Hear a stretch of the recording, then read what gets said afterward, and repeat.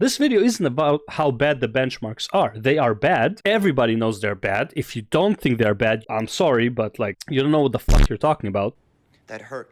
And I think that flicked this switch in me where I was like, okay, fuck you, watch this.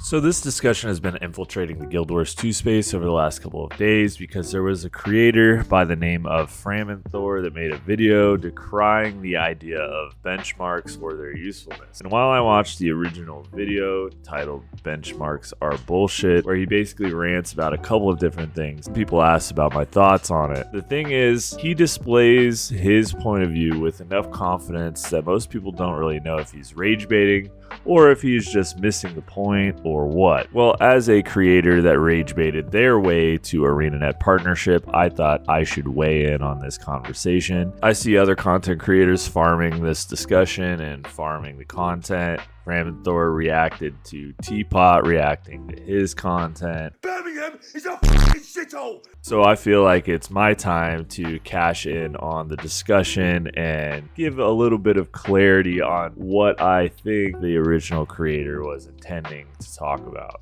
First and foremost, he is mostly correct in his statements, but we'll be breaking it down and going over it. I think the statement that most people agree with, that he is most accurate on, is that benchmark numbers don't always accurately reflect the numbers that you will see in a live encounter. Now from here, he kind of loses the plot and he gets sidetracked and goes off topic and starts talking about the differences between melee and ranged builds and condi damage builds and condi ramp ups and so on, which really they are things that exist and they do affect your DPS output on an encounter. But I'm going to break these concepts down in a way that makes sense because despite popular belief, I actually do know what I'm talking about. So let's get started with what benchmarks actually are. Defining the term. The benchmark of a particular build is a demonstration of not only the maximum output of a build, but also how to perform the rotation of a build in a vacuum, in an ideal scenario. And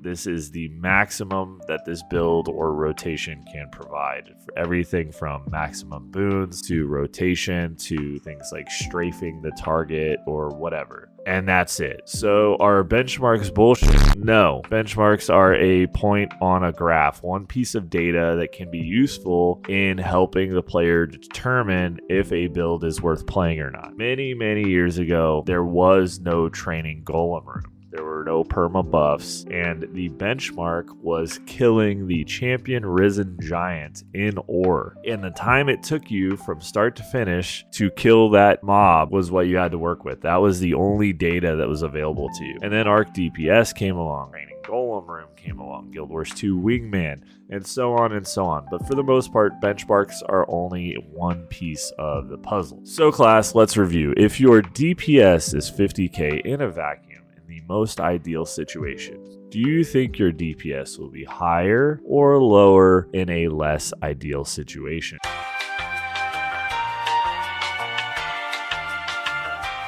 If you picked lower, congratulations, you are correct. If you picked higher, I have some bad news for you. In any case, our friend Arenanet mixes many other nuances of encounters in with his hatred of benchmarks. First and foremost is the ranged versus melee argument. This argument is a tale as old as time itself, discussed ad nauseum within the community. As a general rule, builds that are melee dependent are going to be less effective on encounters than builds that are primarily ranged. This is true for both power and condi DPS builds, believe it or not, but it is also something that is considered by the community. If we take a trip over to snowcrows.com, many of their builds will be tagged with a lax range damage tag as a con of a particular build. Why is this? Because if a boss is teleporting all around, or if a boss is dropping pools of crap on the ground that keeps you from getting near him, well, your DPS drops to 0. Meanwhile, if you are ranged, your DPS can be more consistent. This is made obvious by the condition virtuoso superiority as a condi DPS example. And for those of you who remember the power rifle mechanist of the End of Dragons era, we see that builds that have ranged DPS potential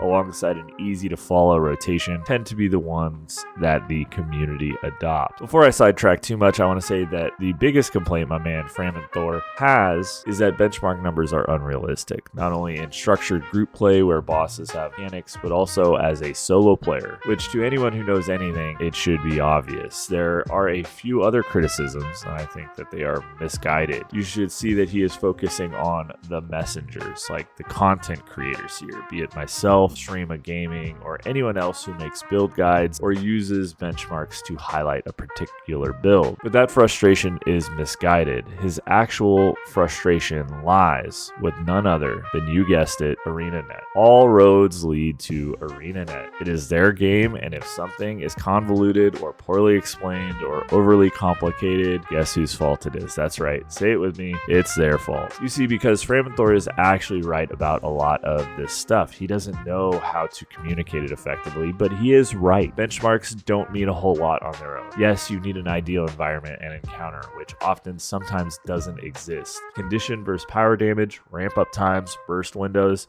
they are all important considerations depending on the encounter if you are looking at a high damage final number or a high DPS output. Most players who are reasonably experienced understand that, but any player that is actually new to the game, which are the bulk of players that search out build guides or encounter guides, this information is not expressly stated anywhere inside of the game. Karn is a good example of this. For the most part, this boss is a golem. However, power DPS is terrible on him because he has high armor values. The open world benchmark and boon uptime numbers are also not apparent to your average Peepo player because there is no built-in DPS meter or boon table, and instead we have Arc DPS, which is an add-on, and only a fraction of players who want to be self-aware use this add-on. Outside of this, the concerns are more about the clickbaity nature of benchmark numbers. Truth be told, high DPS numbers drive clicks, like OMG, a low intensity build that can do how much, you know? High gold values drive clicks. OMG, a farm that gets 100 gold an hour. In my build videos, I try to mention all the pros, all the cons, and what fights the build would be good or bad on. Additionally, I try not to have benchmark numbers as a driving factor in the video itself, even though I have been known to show Arc DPS screenshots in the thumbnail.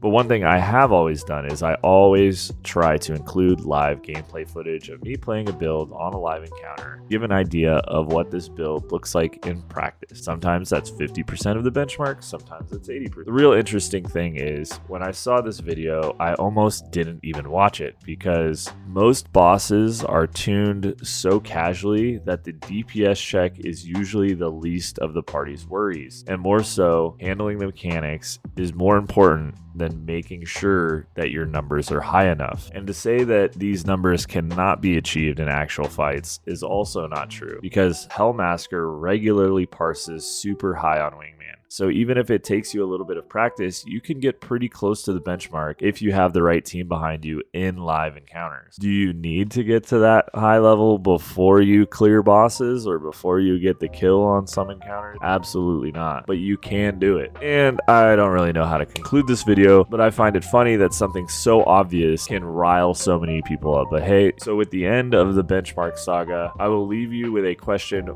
for the comments section that has been bothering me, because now that Visions of Eternity Mirror's farm got nerfed, we are entering kind of a 6-month content drought, at least on the VOE side. We do get our rating stuff here in a couple of months. But my question is, did Visions of Eternity flop in your opinion? Do you feel like it was a flop? Do you think it was more of the same? Do you think it was revolutionary? How are you feeling about it? I feel like a lot of the hype is kind of gone now. Drops have kind of gone away. Everybody's kind of settled in. How you feeling about the maps? Do you think VOE was a flop? Was this a flop? You think you could grind these maps for another 3 to 6 months? You know, I'm not sure how I feel yet. So give me some cope in the comments or some doom. You know the drill. Anyways, thanks for watching. Big thanks to all my subscribers. Shout out to Framin Thor for rage baiting me. I love to see it. Special thanks to all of my members who support the channel. Make sure you join the Discord, subscribe. Short like 1,600 subs to hit 10K. And if I hit 10K by Christmas, I'll be able to buy my son some Christmas gifts, right? So use my referral link, give me money. Anyways, thanks again, everybody, and I'll catch you on the next one. Peace.